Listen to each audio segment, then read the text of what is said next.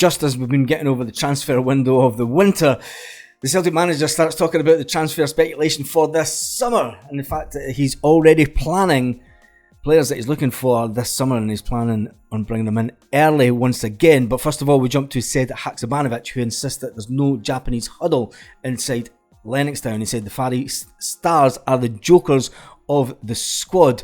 Likes of Maeda, Firashi, Hatate and Tomoko have all integrated into the Cosmopolitan squad, and he says it is a cosmopolitan squad of players that all fly under the one flag, and that is the flag of Celtic. 23-year-old, you have to remember, he is only 23, so I think sometimes we forget how young this squad that Ange Postecoglou, the Celtic manager, is building. I think we all seem to forget that sometimes. We look at the players and we look how good they are, or we maybe have a little bit of moan about them, but it is a really young squad that we've been building, and it's the first time in a long time that we've had such a young squad.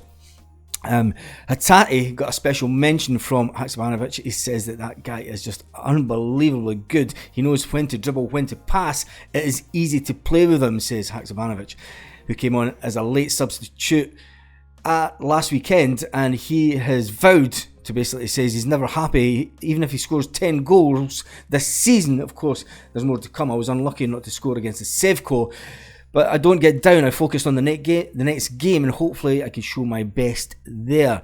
I want to play every game, but I'm also fine with that because you see what's in front of you in the training sessions every week, so you know the players that are playing in front of you, and he's more than happy to be playing backup at the moment to Kyogo Furuhashi.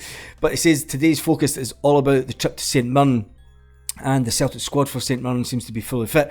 We have no injury worries to speak of, and the team that I'm going to go for to play is going to be Hart, Taylor, Carter, Vickers, Starfield, Johnson, as you would expect, Hatate, McGregor, Moy in the midfield, Maeda, Kyogo, Jota. I think that'll be the starting one. Bain will obviously be on the bench.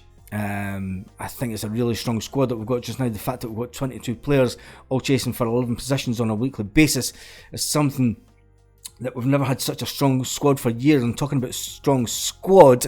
As Postecoglou has been talking about the transfer window already. He says if you look at every transfer window since I have been here, we have strengthened. We are already doing the work to make sure that we come out the next window even stronger than when we enter it. So that suggests to me that there's going to be a lot of players that are going to leave. There will be players that squad players that aren't really making it, that will leave this summer. There are obviously a few squad players to come back that are out on loan. I think they might leave on a full-time basis, but the Celtic manager went on to say getting them in early has worked well for us. It has allowed players to come in and settle and contribute straight away. We will continue to do that this summer. Whew. He never does stop, does he? So the Celtic take on St Mirren in a couple of hours' time.